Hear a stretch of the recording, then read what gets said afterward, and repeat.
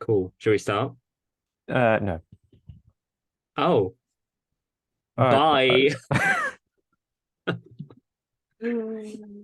Happy Christmas jumper day, Jamie. Look at all our Christmas jumpers. You wearing your Christmas jumper? He's not, it's and that's all. Happy Thursday. way. Yay. We're back with maybe this is a podcast, maybe it's a review. It's not T20 review anymore because T20 World Cup is done.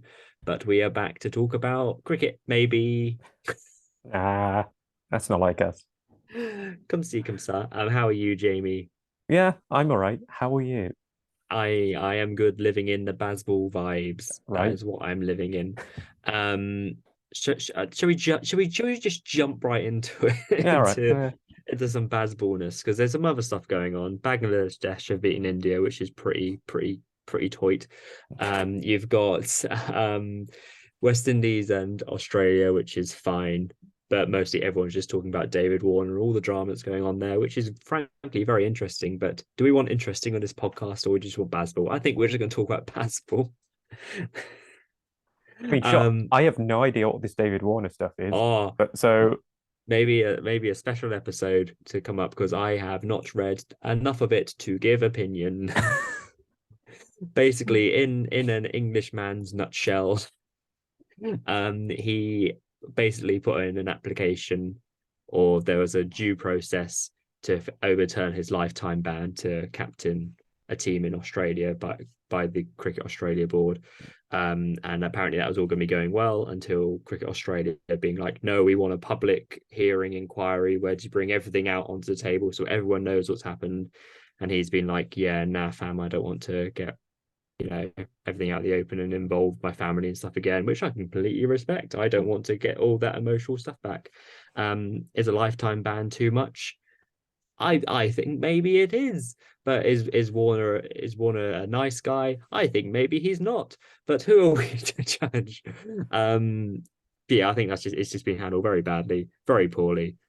I think he should have had to give him the right to have a fair application to get captaincy back. He's never going to captain Australia again, but I just to take that ban off, I think it's fair enough. And doesn't basically, sound very Australian to have all this drama and no, nonsense. instead of actually concentrating on the cricket that's going on, which Yeah. is they're playing very well, but they love the other drama stuff. But so I think basically what's going to happen is all the kind of stuff is going to come out in the woodwork because he's not going to have any reason to hide it anymore. He said recently he's probably only going to want to play Test cricket for another year tops. So I reckon a lot of the stuff is going to come out in the wash.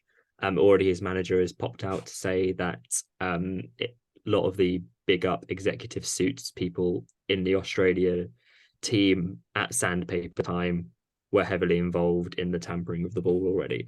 So I think it's all going to get ugly. But we love And it. and by the wash, you mean the whitewash that The England will serve whitewash. Australia in the Ashes. Yeah. Yeah. That's the way. But yeah, good luck to them and what's going to be a turmoil of a couple of weeks, I would imagine. Happy Christmas. Or if you don't celebrate Christmas, happy festivities. Um, what are we on to? So we're on to England, Pakistan. That's the stuff. Yeah. Ah, the last episode was us talking about England against Pakistan, and now here we are Yeah, again. get hyped. Right, so very good. It's all right. Yeah, it's not bad. I think in a grando nutshell, because everyone who's listening to this knows exactly what's happened. They know the score line. They know England won. I think putting it out there amongst with other people now the dust has settled. I think it is one of the best Test matches I have watched. I know that is very like very I don't know. People might think oh jumping on the gun, but I I think it was great from if you're taking into the fact that that was a pitch of flat deadness of nothing, no other team in the world is getting a result out of that wicket at all, unless you're a club team against Pakistan. That nothing is going to be happening. It was flat. It was dead. It any other team it would have been 600 play 600, and that is it. Um, I think the fact that England managed to get a win out of that game by effectively gambling, be like, well, we could lose this, which is what they've been saying for months. So they've stick by their guns, being like, we're prepared to lose games and also to win games. And it goes down to if they had only been on another 5 minutes, they probably would have gone off a bad light. it went right down to the wire, right to the drama. You had exceptional performances from Brooke, Crawley, Anderson, Robinson, and just probably some of the best captaincy I've seen from Ben Stokes. Lest we forget, a few months ago we were being like, "Oh, Stokes is getting the captaincy just because there's no one else," when he's, probably England's best captain in a long time. Um, Jamie, what did you Hello. think of watching the final day live? Much like how you watched the Bairstow innings at Trent Bridge live, Mm, did you enjoy watching all the narrative unfold on that final day? I did enjoy watching the final day of day five in highlight form about a couple of 2 hours ago. Oh, you only watched it today Uh, then? oh yeah, no, I watched all 5 days highlights today. I like vibes. Right. So It's in just the such bite-sized files, it's just such a highly unprecedented match from start to finish. Like first innings, you've got 4 players scoring hundreds. None of them is Joe Root or Ben Stokes. yep, Was it Duckett and Brooke both getting their first hundreds in Test match cricket? yes, yeah. Only Pope's third, probably. Granny Crawley's third. Yeah, so basically, new baby boys getting hundreds. Baby boys. Uh, Nearly a record score on the opening day of a Test match. I think it was the record score. No one Yeah, scored 500 on the day one before. no, Brooke got 6 4s in and over one Yep. time, and then Pakistan like nearly matched that. Yeah. And then we Yeah. go on to we definitely declared at the right time, but 100%. it's still a crazy declaration considering how close Pakistan got Hmm. because like they needed about 80 runs and had 5 wickets in hand, and then they lost Yeah. 5 wickets for 9 runs from fucking nowhere. It's They just yeah, that it was quite incredible. In the game, no more than 4 wickets had fell in the session, and then Pakistan were 5 down at tea, um, needing, like you said, 80, so just over 4 and over. With the kind of bad light, they would be going for it, and they only scored 11 runs in 19.5 overs, or 90.1, and lost 5 for 11. Like it's just it's unprecedented. It's mad, but yeah, I mean, it was just, the pitch is not an advert for Test cricket, but the game was, if that makes sense. Like the way that England forced the game by scoring, I think, pretty much at 7 over across the entire game, which is just nonsense. And but also the fact that Pakistan played into it as well. Like, I mean, it's kind of similar how India and South Africa and New Zealand have kind of almost fallen into the trap of the Bazball vibe. But I can absolutely respect Pakistan in this game, because they could have easily been, we'll shut up shop, we'll just block it out, we'll get a draw, that's fine, that's probably what we deserve. It's like, but they were like, no, you've given this on a plate, we're going to go for it, yeah. we want to get this win as well. And right up until tea, you probably would have said, yeah, they're going to get it. And you just have to see that, and the atmosphere on that final day. The last 2 days were pretty much sold out for a dead pitch in Pakistan on a Monday as well. It was great. Like, you're getting that real excitement into the country, which has been starved for England playing in Pakistan for so long, to create such an event. It was just great. I mean, it's like you kind of always big up Test cricket being the best form of the game, and sometimes I suppose you think you're just saying that because of old devoted. You feel like you have to say that, but it is like the narrative across those 5 days was just like nonsense. It Because that final day was just a perfect day of Test cricket, where you have all three results possible right up until the final session of the game. You have real interesting passages where you have Anderson and Robertson on top with some great reverse swing bowling. You have Rizwan taking the attack back. You have the night before where Robinson gets, I think Ali fractures his hand, and then Stokes gets Babar Azam out, caught behind, and it's just suddenly, it's all over the place. Yeah. It's everything's happening. It's great, and oh, it's just good. Like you can't, there's no way on, and anyone would have predicted a game like that last week. And what I think is also interesting, and fun, is that everyone keeps saying our Bazball is going to fail at some point. oh, they can't keep doing this. This is not going to be doing it. But every game, they keep getting better and better. And it just feels like this train ain't stopping. Like they had one slip up at Lords, and when they lost that, McCullum was like, well, we'll go harder next game. And what did they do? They won. Like it's just, it doesn't feel like it's going to stop. And they're just getting more and more confidence. They're getting more and more new players into the team. Like you say, Duckett's in, Brooks got his first 100. Um, who else played? Jack's got 6 wickets. Yeah. Jack's had 3 wickets and before in first class cricket before this season. Now he's got 6 in a test match. It just boggles the old mind, but it's just.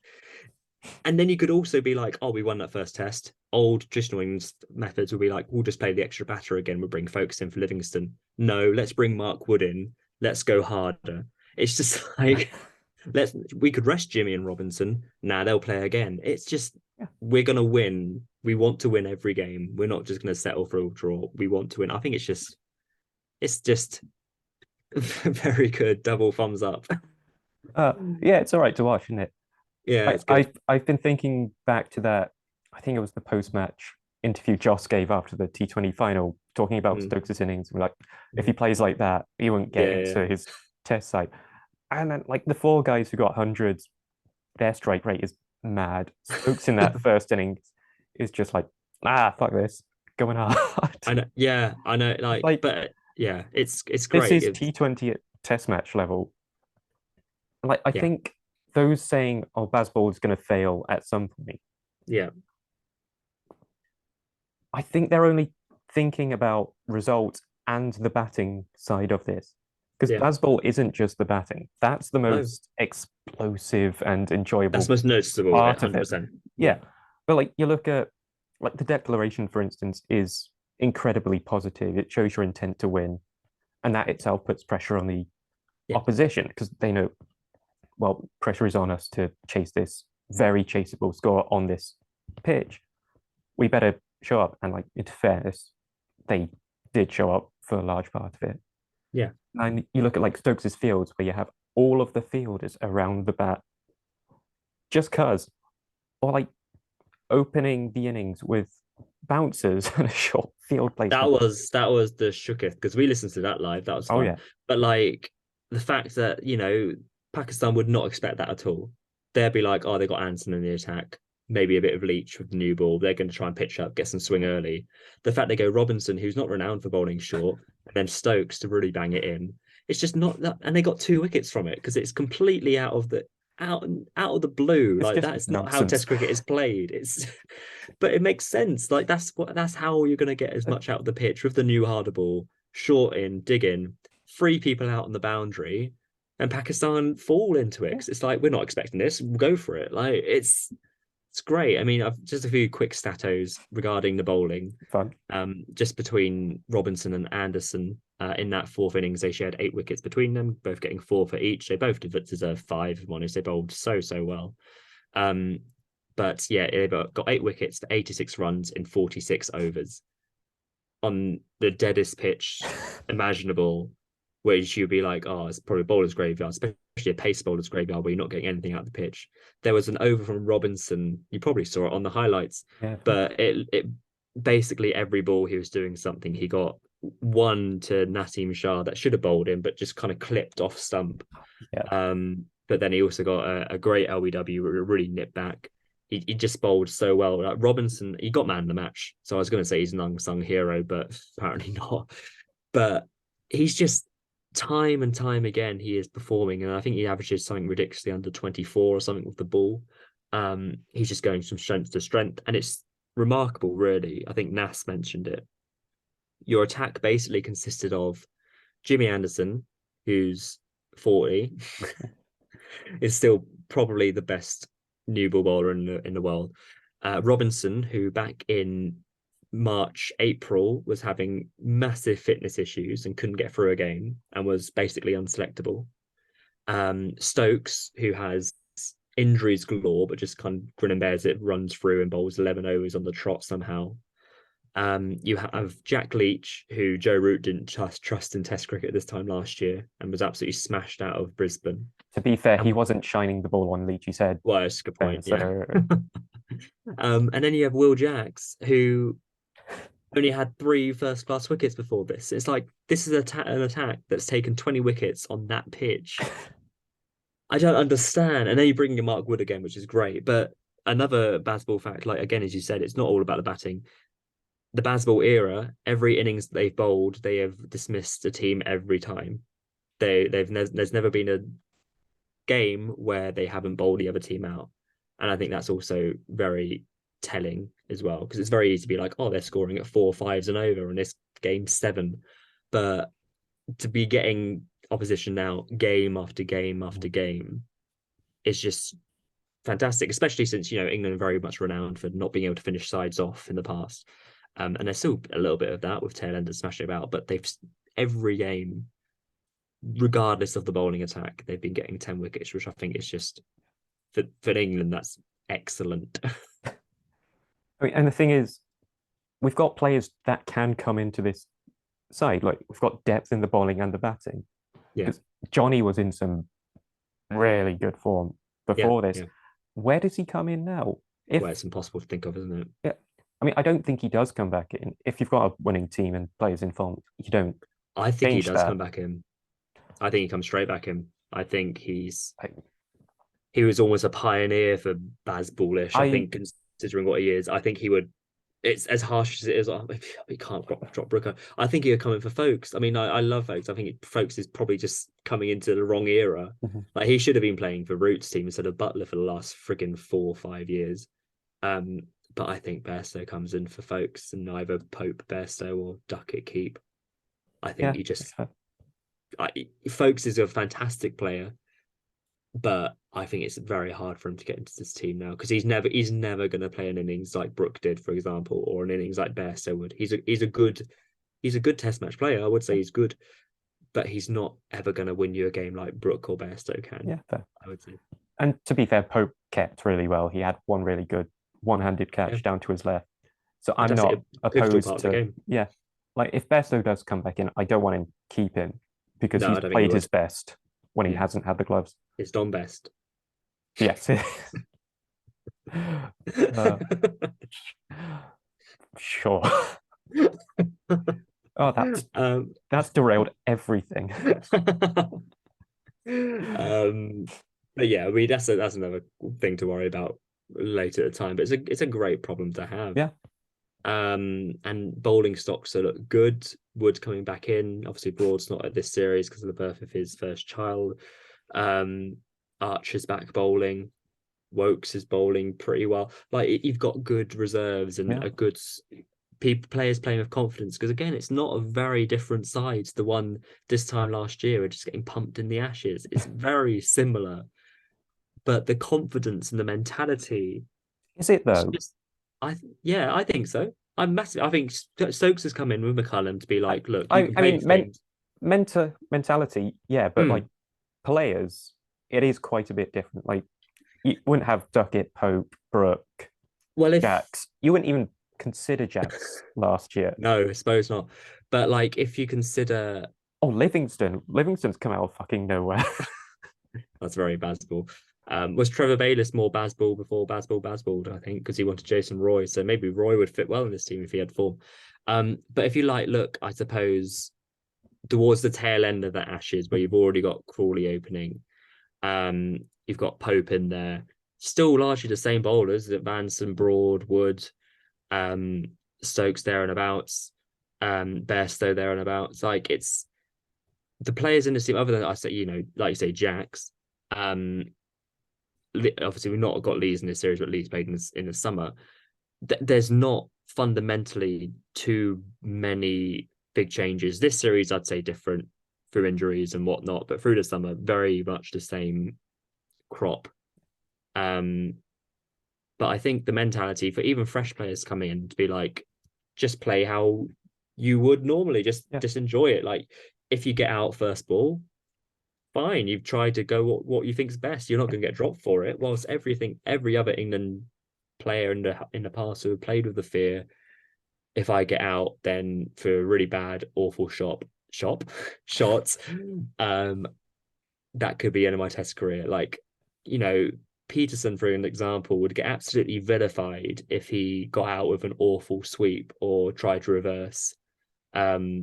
And they would not stop talking about what a horrendous shot that was. How could he possibly play it? But if Stokes came in the next game and ran down the wicket, which he does every kind of ball, and just skies it straight up and gets out first ball, no way are they going to be like, oh, I can't believe Stokes did that.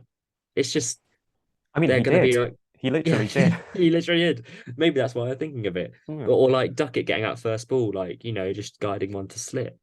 Like, they're not going to be like, how could you need to be leaving those, you need to be defending. You'd be like, well, next time just hit it harder. I mean, Like, it's, like when we had our nets this weekend, I heard someone talking about Crawley that way. Like, yeah, oh, if he plays like that in Australia, he won't he's get. not playing in He Australia goes, anyway. no, I mean, it's just a weird thing. Like you've told me Yeah, about this strange sort of campaign to get Sibley and Burns back. Like, why yeah. the fuck do you Why want? would you want that? I'd love to see Sibley try Bazball just for the hilarity of Interesting. it, but it's fucking insane to try and shoehorn two incredibly I know. average players at best Yeah, 100%. after 100%. two players who've just got 100. I can't. Yeah. No. I mean, you would obviously very much on the flip side say like it's the most deadest wicket you've ever seen in your life, and how do you score runs? How do you not score runs on this? But you still got to score the runs, and also Crawley, they there is no way they are dropping Zach Crawley. I've been saying this for months. They are 100% being like, he is our opener going forward. They're not going to listen to any outside noise. He is the opener they are going to persevere with. He, got a couple of innings scores towards the end of the summer, part of 200 partnerships with Lees. That's his second 100 of the year. Um, they are sick. They see something in him and they want him to succeed. And if you're a player and you're going to succeed in any era of English cricket, it's going to be the Bazball era, isn't it? Let's be honest. And some of the shots he plays are like amazing. Like you can see that talent there, which is just hopefully starting to be unlocked. And the more he's given us chances, the more he'll continue to be good. Um, and yeah, it looks like it's going to be another flatty tomorrow. It's probably more runs galore, get those averages up. Um, but yeah, Duckett's an interesting one. I'll be quite interested to see how Duckett goes when it's doing a bit, like nibbling around. Like it'd be quite interesting in New Zealand, which we got after Christmas. Um, but if he comes into that with runs under his belt from Pakistan, then who's to say he won't go well? But it's all very interesting. It's a fun time to be like, I'm enjoying this stuff. This is good. I like watching England. So Yeah. Shocker. I mean, if I was thinking earlier, it'd be so interesting to go back and listen to one of our first few podcasts at the dire end of that West Indies tour, where it was the most miserable time to be an England fan. You would not have imagined this like half a year later, but such fun, such fun. Um, have you got anything else to say about that test? I mean, Any vibes? not about the test specifically. It's been Mm. going on for a few tests, but every team seems to always target Jack Leach. And it's just, I'm not saying he should get dropped, but is it something where we have to consider this player is getting targeted? Mhm. Do we need to take him out for a game at least?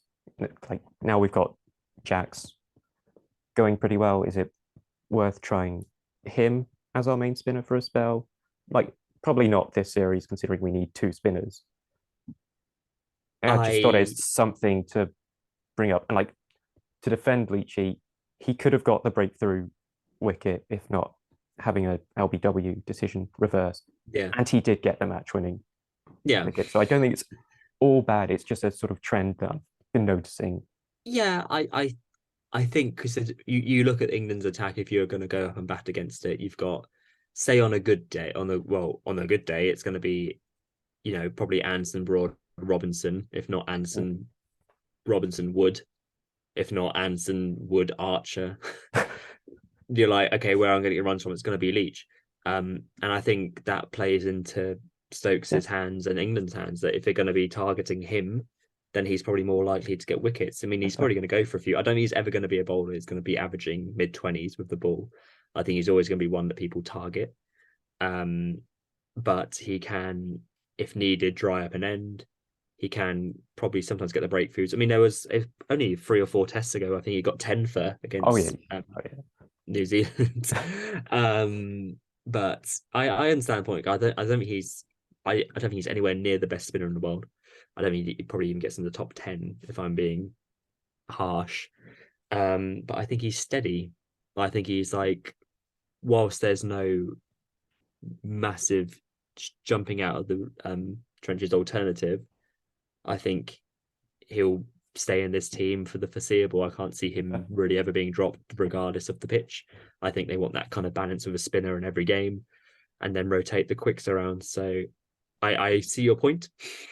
I I'm not. probably Yeah. agree with your point, or the point that's been floating around. But yeah, I think Stokes and co will be very much be like, Yeah. this is our team and the squad, and we're not going to be changing up really for anything. Which No, makes it interesting with folks as well. Like it gets very interesting when other players come in and do well, and what that means to other players. But yeah, fair. Like I wasn't trying to suggest we should no, drop him no. because I think a big part of having Leach in is everyone fucking loves him. Yeah, And I think that yeah, also enhances the Bazball yeah. of everything England. Like you've got Leach in the team, like fuck, we're gonna try and win for Leachy. Just Oh, 100%. we're gonna shine the ball on his head.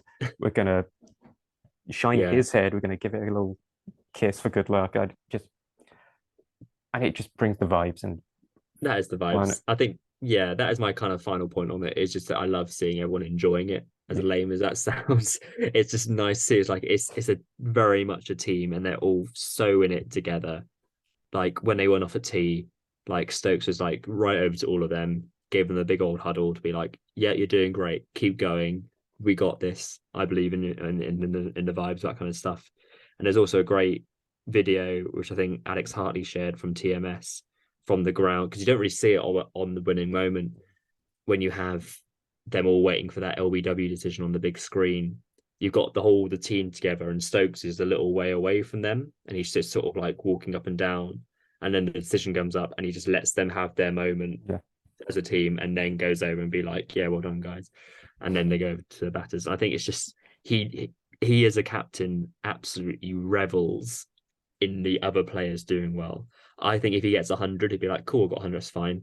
But he's so much more pumped when it's Yeah. someone else who gets it, which I think that's the best showcase of a captain, if I'm honest. Yeah. When they care more about the success of others than themselves. Yeah. Do you remember a while ago when Root was still captain, we were talking about how he's sort of molded the team to get the best out of himself while the rest of the team is Yeah. that's kind of the reverse of what Stokes is doing because I don't Yeah. think he's necessarily had too many massive scores. He's not he might have got 100, but I can't. Should we to give you some statos? Yeah, go on. I don't have them on me, but I can know them roughly off the top of my head. Since he took over as captain, it might have changed since he got out in the second innings, but he averages over 40 of the bat and under 25 of the ball. That's all right then. So he's not doing bad, but they're I not. think he's not. He's definitely. I know he's not playing to his full potential, which is very obvious. But he's very much championing the bit. Be like, we're playing this way. Yeah, I don't care about my stats as long as we're playing the right way. I think anyone takes that as long as the team is benefiting, and I think he's a massive part of that, whether he's Usually, doing well or not. yeah. I think also what's quite telling is when Brooke was interviewed after his 100, he said he probably enjoyed hitting the 6 4s off the over more than his 100, which I think is, if he wanted anything to really showcase his Bazball era, that's kind of it. Oh lordy, right. Any closing remarks before we jump into second test? Well, we won't be jumping in second test. We got to sleep first. But not much to say about the next test other than Woods in for Livingston, but that's about it. But any other Bazball thoughts? Bazball good. Bazball brr. Bazball go brr. Right. Do you have a not crick I do. to Sort wind of down? inspired by a link you sent me the other day Oh, for an interesting. Airbnb to Oh, the Shire to Hobbiton to the yeah. back end. I thought it would be a fun sort of exercise to like plan a road trip around Middle Earth. Okay, sure. So Right, let's see if it works for one. let's have a look. Okay, Oh, right. he's sharing his old screen. He is. It's being shared. Oh, there's a All right, scorecard. yep, this is not going well because I my always hold love the on. scorecard. Here we Oh, go. hey. Here's Oh, there it is. there it is. Lord of So the Rings project. right, yeah, it's a really cool interactive map. You've got like timelines, you can see Oh, journeys cute. from like Thorin's company or Sam and Frodo or whatever. It's Oh, really, nice. Nice. yeah, it's really fun. So like, where do you want to go? Oh, where do we want to go? Where we I are we? But depends where we are. Who we are? Are we starting as hobbits? I mean, I was Or thinking like we start down in the Grey Havens. So if we go, okay, we just got a boat in. yeah, down here at Mythlond, Grey Okay, Havens. yeah. I've not planned this at all. I just thought it would Well, it's a be, fun little map. Yeah. yeah, fun, What's chaotic. are we in the spirit of Lord of the Rings? Are we coming in during any Lord of the Rings events, or is everything all peaceful Aragorn's king time? Cool. So I think that's the first major stepping stone we've got to decide. Do we want to be second age and have the option of Numenor, or do we want to be just beginning of the third age and have a bit of peace, still have Khazad-dûm around for a little bit, but Yeah, I no think that'd be Numenor? fun. Yeah, so Yeah, we're coming third age. I'm more probably knowledgeable of third age vibes. So yeah, we'll come in the third age. yeah, don't have to worry about Sauron right at the end No, either. So that's right. So yeah. we this I love this already. We start at Midland. Yes. Where do you want to go? You want to go? Well, I think we're stopping at the Shire because we probably need to get some little drinky drinks. Cool. So Um, at the I mean, no, it's not the Prancing Pony's Brie, isn't it? Green Dragon, Green Dragon. yeah, yeah. So, like, I was thinking as well, we could go up into the Blue Mountains first, because that's where Thorin Yeah. used to hang out. So we could go, Oh, okay. and that's like But I sort of guess one of are the we last going? remaining like features of the old first age. So that could be That could be fun. fun. So are we going in as us with all the knowledge of Lord of the Rings that we know everything that's happened everywhere, Oh or fuck are yeah, we? yeah. I'm planning to get into Khazad Dûm, and I'm saying Melon. I don't care. Nice. Okay, cool. Um, yeah, I'd say let's go to Blue Mountains if you want to have a look at Blue Mountains. Yeah. So then we could like do that loop down Yeah, Lake Evendom, where I think Galadriel stayed for a bit, and then we can yeah, pop down south to the Hobbits and chill in the Shire for a bit before going yeah. to Let's do Bree. that. Yeah, Yeah, we're good. Yeah, I mean, I don't ever really understand Brie because Brie just always to me just feels a bit like grotty. I'm like, not really like you got the nicest of the Shire, then you go to Brie and it's like I know we kind of only ever see it rain, but like it's just like oh, it yeah. just But feels like old puppy like town. Don't like not my vibe. I mean, to be fair, it has some Nazgul knocking around Yeah, maybe that way, avoid. so we might be. Tell you what, it's a long old trip to go from the Shire to friggin' Rivendell. There's no other little. Isn't it? Yeah. Why is it Let's. just like why is it just Bree? Where's the other like people chilling out in this area? I guess that's the point, right? It's just Uh, uh, like Amon Sil was a yeah. watchtower of sorts during Arnor's age, but This one's the Great okay. Fortress of Amansul. Uh, But yeah, I think my main place I've always wanted to go to, like I can, um, was I think it is Rivendell because I think it is to me the most kind of picturesque, mhm.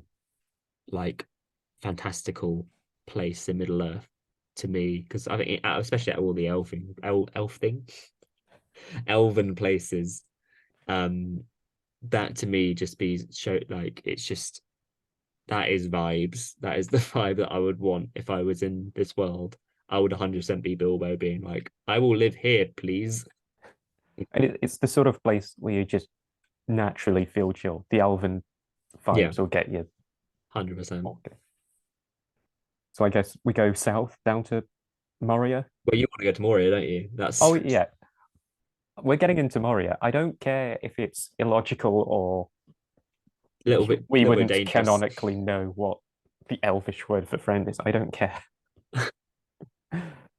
We're getting What there. happens? Are we just like, when you get games where you can just sort of like do version where you don't have to do any kind of combat and you just sort of wander through. Are we just doing that? But what happens if we like come across like little cheeky goblin fellas? Are we just I mean, that's a problem. okay? But Well, but I mean, I we guess won't this is why drop a we bucket wanted to into a it. well. No, I guess this is why we wanted to it start of the third age where it's Yeah. just everything's a bit chill for a little bit. Okay. Yeah, and yeah, we don't make any distractions for the big old bucket. Nah, So we're in Moria. we're in Moria. We're in a little jog across, or we're just taking in the sights. We seen any cheeky mithril? I mean, Is there a gift shop? I'm sure there's a gift shop. Dwarves love their trade. Yeah. Get a little helmet or something. Yeah, Yeah, it'd be nice. yeah, Cool. Yeah. yeah. I mean, I guess we're going to Lorien as well because Valorian's a bit weird, isn't it? it is.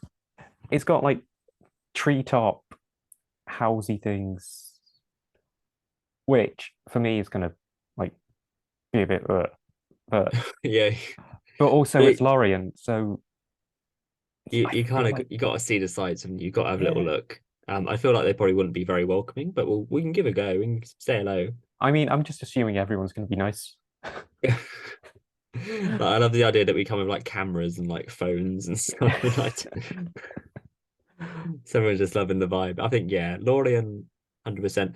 It's just yeah, the weird vibes. We'll get a little boat. Would you want to go north or south? Um, I mean, I'd like to see the bay awnings north, but like I'm not too fussed about Well, we've only got Mirkwood two or weeks. So you go 2 weeks in the Airbnb. That's all we got. all right. Yeah, no, like if you go north, I think you have to go Bay Awnings, Mirkwood, maybe Lake Town, but I'm not too I'm not fussing fussed Lake about. Town. No. Nah, it's just a town on a lake, isn't it? Yeah, and you can see many other mountains that aren't lonely. We just Yeah, walked across loads. Yeah, I don't know about Fangorn because I feel like we'd probably get squished. yeah, no, Fangorn can get that. It's Because it's definitely less like North and Middle Earth is definitely the vibe, isn't it? Because like I mean, not north, not northern waste north where Morgoth used to have his fortress. No, but that might be cool to see. Can actually I enjoyed seeing that. we're not a Rings of Power podcast, but Where's Halbrand? uh, uh, Yeah, because South is a bit crap, isn't it? I Uh mean, if we go, Minas Tirith, I feel will be a real vibe, but you got to go through friggin' like Emyn Muir and the dead marshes and stuff, haven't you? yeah, that's a good point. And I mean, Osgiliath is a dump because it's like half destroyed. I can't remember when Osgiliath was properly sacked. I don't know if we'd be Yeah. all right, but Well, we could basically yeah. just take the Anduin down Yeah, towards good. Minas Yeah. Tirith. Yeah. Get a little gondola. A gondola. Gondola. Yay. Because I like Rohan. It's very cute, but it's sort of like I can't ride a horse. That's where you learn, fam. I Yeah, can't ride like, a horse, but I'd want to go to Rohan to but see it's what's just up with them. yeah, I guess it's just a lot of fields, big old plain, certainly American West. Helm's Deep is cool, but it's a bit like that's a I would love to go to Helm's Deep. That would be one of my biggest vibes, but not much would be happening there, I would imagine at this stage. Whilst Minas Tirith, I imagine will be absolutely popping off. To be fair, if we're going with our knowledge of everything, we Yeah. could check out the Glittering Caves when we get to Helm's Deep. Okay. Yeah, that'd be nice. So we That'd can be make cute. that like a 2 or 3, Yeah. let's say a 2 day stay. Do If we knew everything, would you reckon when we go through the Shire that we'd be like we'll grab the ring because you would be overcome with like the need to get the ring? I mean, if it wouldn't be in the Because we Shire. know we're Yeah, at the early at the beginning of the third age. Would it yeah, not be a beginning of the. Bilbo? No, that's thousands of years Is later. it? So Oh, it okay. it would I'll go be yeah. somewhere in the Anduin. I'd Okay. Well, we reckon it'd go. be like up here somewhere. Okay, we go fishing. Cool. So we're changing course. We're going from Lorien up Yeah, to the go up to fishing. near the Gladden Fields. Yeah, go Uh, fishing. we're gonna try and stop this little shit called Smeagol. Yeah, we're gonna drain the Okay, we'll get the ring. I know But that's a little bit too risky. that's fine. Why don't we set up like a holiday camp in Mordor? Because that's not being used at the moment. I mean, the weather seems to be a bit shit though, doesn't it? Yeah, no, but it'd be Like, like, yeah, I mean, maybe Minas Morgul. It got a nice light show, hasn't it? yeah. Would that be empty at this point? I don't think so. We could have a little knock, see who's in. Yeah, we can try and blag our way Hello. through. Got a We've got moment a to talk about Jesus Christ, Latter-day Saints. we got a booking under uh half elven. Halbrand. He has many names. Okay, we'll avoid that just for the sake of death. We want to go home. But Yeah, yeah, we'll go Minas Tirith. We'll have a little look around. cool, cool. Um, well, I guess we go back via Rohan. We could either go back via Rohan or back down through the river, go this way. It's quite a long way, isn't it? Could we It go is a like bit, but like we could take a boat out to where Numenor used to be and like do a little scuba dive? check out the Atlantis. Yeah, Yeah, that'd be cute. Can't believe no one's ever thought of it. I mean, we found like that's the problem doing it third age. Like that would be such a nicer round trip. Yeah, but alas, we're here But now. yeah, like I don't think you'd get the same sort of vibes from Yeah. Rivendell or Lorien. No, I don't think so. I mean, Rivendell, I love. I would never hear a bad No. word. It's late saying about Rivendell. But I reckon we go back Rohan because I would think I Yeah. would want to see it. So I'd like to pop in at Edoras, see whoever's king, be like, hey, and then go to Helm's Deep, I guess. Yeah. Have a Helm's little Deep, look. Glittering Caves. Yeah, grab some little gems on the way back. I mean, we could check out Isengard, to be fair. Saruman won't be about yet. No, yeah, true, true. Would that be Gondor stuff though? Oh, that's At still that stage? Rohan. Is it still Rohan? Okay. I didn't know whether Gondor like had it at some point. Yeah, that's good. Yeah, it probably would be. Doesn't matter. Technicalities. We're there anyway. We're having a good I time. mean, we're in the land that we know is at least going to be Rohan in the future. Yeah, exactly. That's fine. So we'll go up and see Elrond on the way back again. Yeah, Just pick up. that's nice. Yeah, say what Yeah. up. Well, it's quite a long way Well, though. Do we want to cut across? It depends how much time we've got. And this, I mean, I think our 2 weeks is going to be up by now, yeah, but uh, we'll make it back to the we'll grab a jeep. yeah. And yeah, I think yeah, I definitely like spend a little bit of time in the shower on the way back as well. Go on a little drink, have a little walk around, have a good time. I But mean, I think that'd be fun. yeah, you know where we could go. That would be Where could we go? really fun. That little The place actual called the like Old. Undying Lands. I mean, I assume that's where we're coming from. I suppose. We go to the Old Forest and ask Tom Bombadil, "What the fuck are Yeah, you?" but he wouldn't say anything. He would just sing a little song He'd and say, "Ding dong bounce a ding, away. dillo." Ding, da, ding, da, ding, da, ding, da, ding. Yeah, And then we'd never leave. yeah. I think we'd be stuck there. Then we become hobbits Yeah, I'd be cool with that. To be fair, or halfets. hobbits. Halfets. All right, Yeah, yeah, I enjoyed that. That was that's fun though. yeah, wasn't it? Yeah, yeah, Uh, it was a good time. Oh, yeah. Yay. If you want to tell us where you would like to go in Middle Earth, let us know on Instagram, Twitter, or TikTok. That's just not cricket pod. But yeah, we've not done just not cricket in ages. That was nice. yeah, Little jump down memory lane. we've had too much cricket. It's boring and useless. Cut I out. know I've had enough of this T20 and Bazball stuff. Like, I want to talk about our road trip to Middle Earth. Well, I look forward to the second test match that begins tomorrow. But yeah, that was fun. So yeah, the quick promotion stuff, I guess.